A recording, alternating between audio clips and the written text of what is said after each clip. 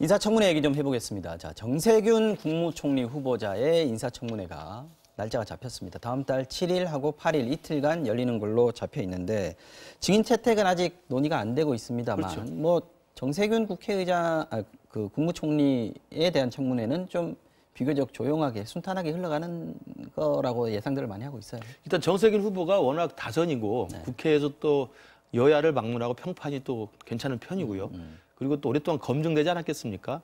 또 실제로 장관도 했었고 그렇기 때문에 일정한 정도의 큰 쟁점이나 무슨 뭐 낙마를 시킬 만한 새로운 것들이 나타나지 않는 한 아마 청문회 일정은 뭐 순탄하게 갈 것 같고요. 네. 물론 몇 가지 언론상의 문제제기와 야당의 이제 문제제기가 있었습니다만 그 나름대로 대응을 하면서 청문회 일정이 그 자체로서 발목이 잡힐 것 같지는 않습니다. 사실 총선을 여러 번 치르면서 또 검증되는 부분이 또 그렇습니다. 있으니까요. 그리고 또 하나는 이제 추미애 장관 같은 경우는 법무장관이라는 게 지금 굉장히 뜨거운 감자잖아요. 네. 그러니까 그 조국 전 장관 후임으로 왔고 검찰과 청와대 지금 이 갈등이 계속되는 상황에서 신임 법무부 장관이기 때문에 당연히 주목도가 또 그렇죠. 상당히 높습니다. 야당 입장에서는 뭐 어떻게든 이 부분을 흠집을 내야 된다는 생각이 있습니다만 정세균 총리 후보자에 대해서는 좀 조금 온도가 좀 다르고 또 하나는 정세균 후보자에 대한 이야기를 할 수밖에 없는 것은 국무총리는 비워두기가 굉장히 어렵잖아요. 그러니까 국무총리라고 하는 자리를 사실은 정부 각 부처를 통과하는 자리이기 때문에 적어도 행정부에 대한 협조 차원에서 입법부에서 일정의 자체에 대한 발목보다는 내실 있는 청문회를 통해서 빨리 통과를 시켜주는 거. 하는 분위기가 그 모습이 훨씬 더 유리하다는 생각을 했을 겁니다. 네.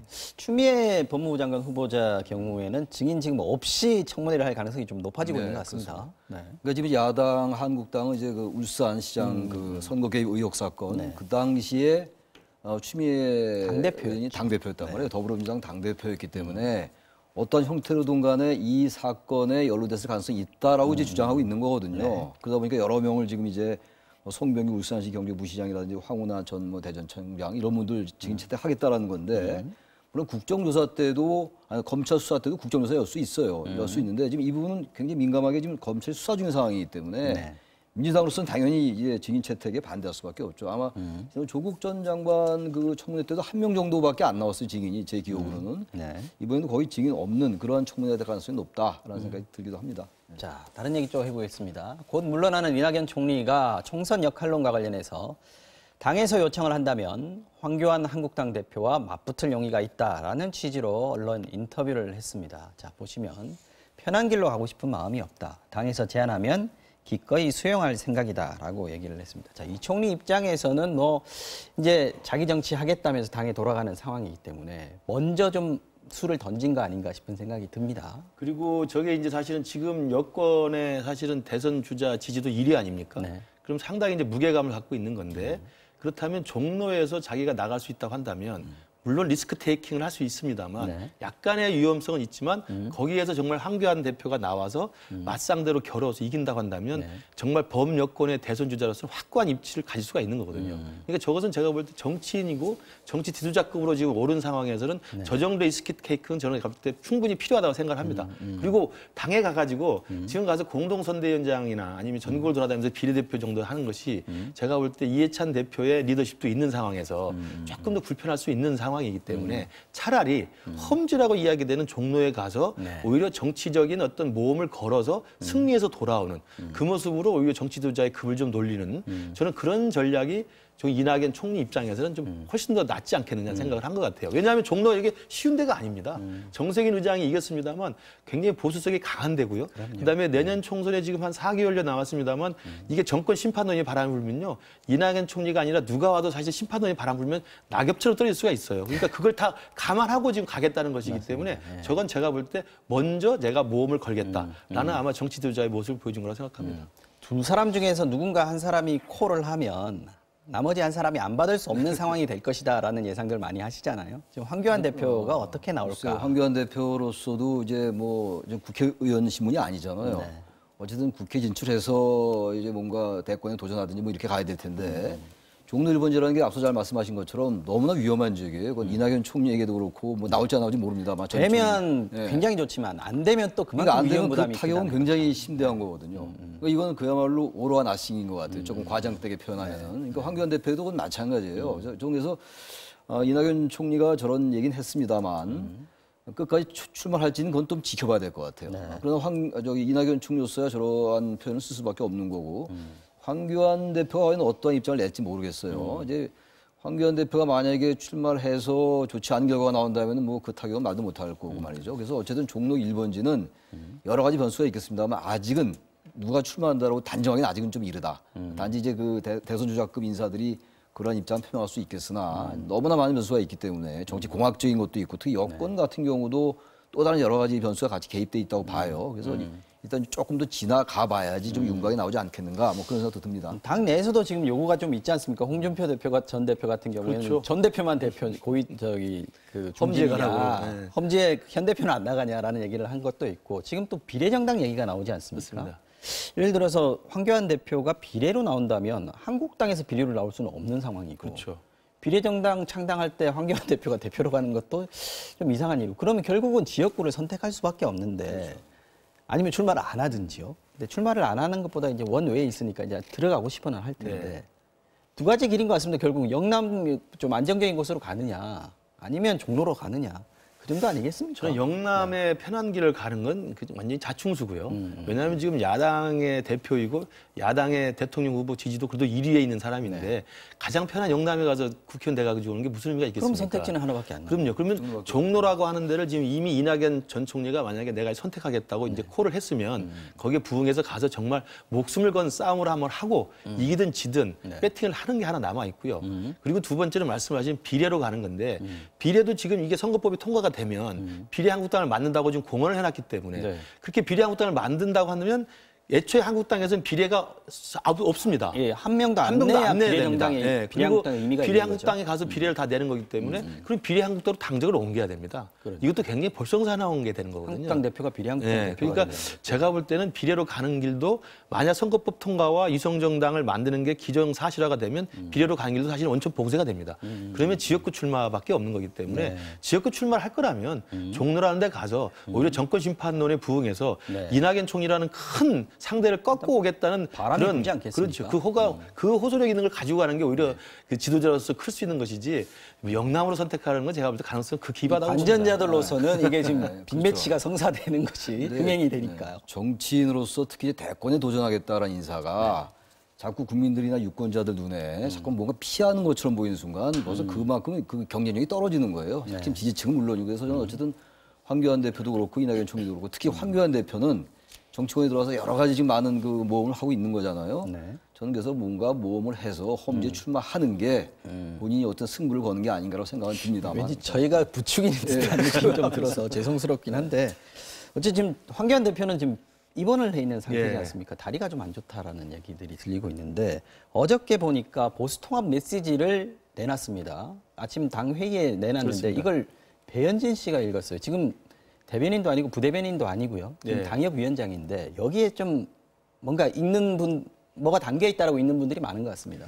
이제 또 배현진 당협위원장은 다 아시다시피 홍준표 전 대표 사람으로 알려져 있잖아요. 그러니까요. 그리고 또 지금 홍준표 전 대표와 황교안 대표가 사실은 설전을 계속 주고받는 사이인데 그것도 굉장히 의외의 사진이었습니다. 배현진 당협위원장이 지금 누워있는 황교안 대표의 메시지를 대독한다는 게 상당히 의외의 모습이었는데 뭐 일각에서는 황교안 대표가 계속 지금 단식하고 농성하고 이러면서 굉장히 강경한 이미지만 있으면서 국민들한테 너무 외골수로 가는 게 아니냐는 이미지가 있기 때문에 배현진 당협위원장의 좀 얼굴을 통해서 조금 더 부드러운 이미지로 가려는 게 아니냐. 그것 자체가 또 보수통합 메시지.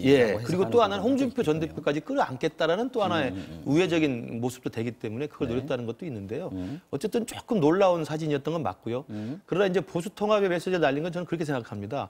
지금은 패스트트랙 국면이기 때문에 아직은 진행형이고 끝나지는 않았습니다. 이게 연말 연초까지 갈 것으로 보이는데 패스트트랙 국면에는 패스트트랙 국면에서 한국당 대표로서 황교안 대표가 시종일관 반대했던 두 가지 법을 막기 위해서 거기에 집중할 수밖에 없습니다. 그러나 이 국면이 끝나면 사실 1월 달 뭐 하겠습니까? 그 다음 국면은 사실 통합의 국면이거든요.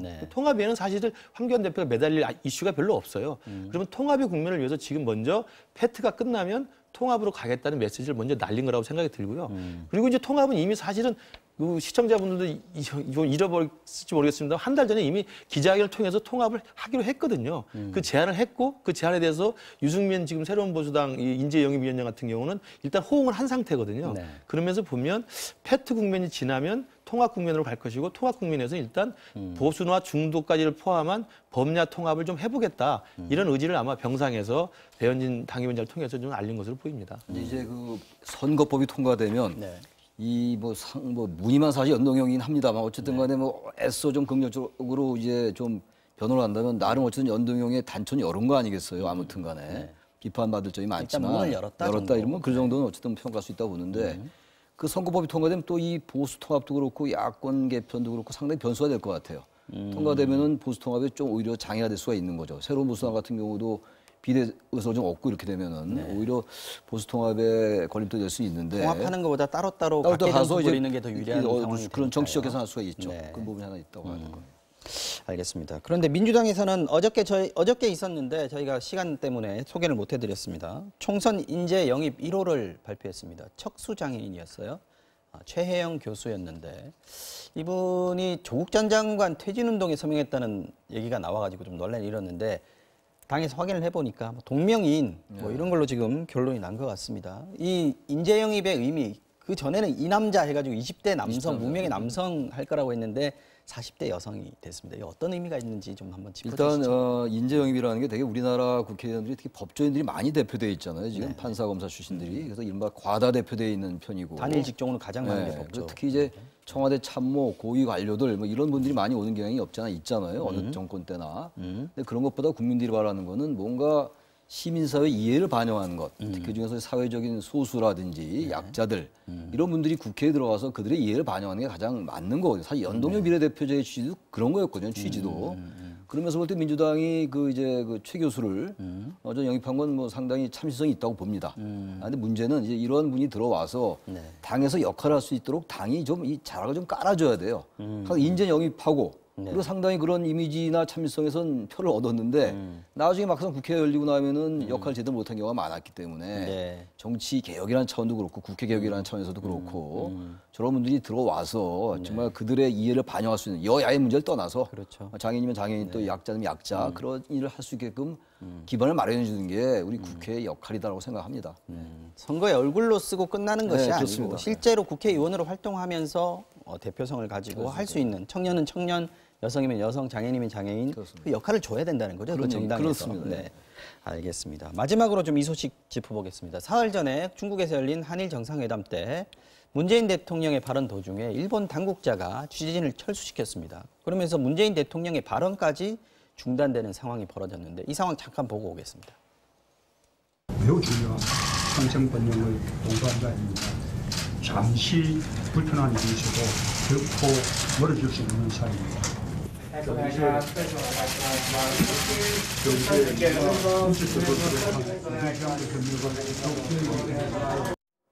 자, 일국의 대통령이 발언을 하고 있는데 이게 정상회담 자리입니다. 그럼요. 모두 발언이라는 거는 여러 가지 의미를 갖고 있는 메시지, 중요한 메시지인데 일본의 당국자가 이제 주최 측이었죠. 네. 이걸 말을 끊어버리는 상황이 돼버렸습니다. 이거는 굉장히 중대한 사안인 것 같은데요. 결례 중에 결례고요. 근데 사실 저게 만약에 의도된 거라면 저건 있을 수 없는 일이죠. 그리고 한일 정상회담이 어떻게 열린 겁니까? 사실은 이 강제징용 문제로 한일 간의 갈등이 극심하다가 결국은 대화로 문제를 풀겠다는 합의하에 어렵게 열린 정상회담인데 저 정상회담에서 만약에 의도성을 가지고 한국에 대해서 일정한 좀 결례를 무릅쓰고 한국을 엿먹이려고 저렇게 했다? 저건 있을 수 없는 일이라고 생각하고요. 저는 그래서 그렇게 생각하고 싶지는 않고 당연히 실수라고 저는 보고 싶습니다. 왜냐하면 우리 정부도 그렇고 외교적으로 결례나 실수를 할 수는 있습니다. 근데 실수 치고는 상당히 큰 실수인 거죠. 그럼요. 그리고 정상회담 모두 발언이라는 것은 가장 귀담아 들어야 될 내용들이고 맞습니다. 일종의 키노트 스피치니까 정상회담에 임하는 그 정상의 입장을 밝히는 거거든요. 그렇죠. 그런 것들이 지금 진행되고 있는데 갑자기 배석한 사람도 아니고 서 있는 사람이 취재진 나가달라는 전혀 중요하지 않은 이야기를 소리를 높여가지고 이렇게 해버리면 저건 실수치고는 제가 볼 때 정말 화가 나는 실수인데 제 스스로도 저걸 뭐 의도성을 갖고 있다고 보고 싶지는 않습니다. 그래서 결국 대통령의 마지막 발언이 아무에게도 전달이 되지 않았습니다. 물론 뭐 메모해가지고 전달을 할 수는 있는 거겠습니다만 이런 부분들에 대해서 좀 확실하게 짚고 넘어가야 되지 않나 싶은 생각이 듭니다. 오늘 정치와 정령 여기까지입니다. 최창렬 용인대 교수, 김근식 경남대 교수와 함께했습니다. 오늘도 고맙습니다. 감사합니다.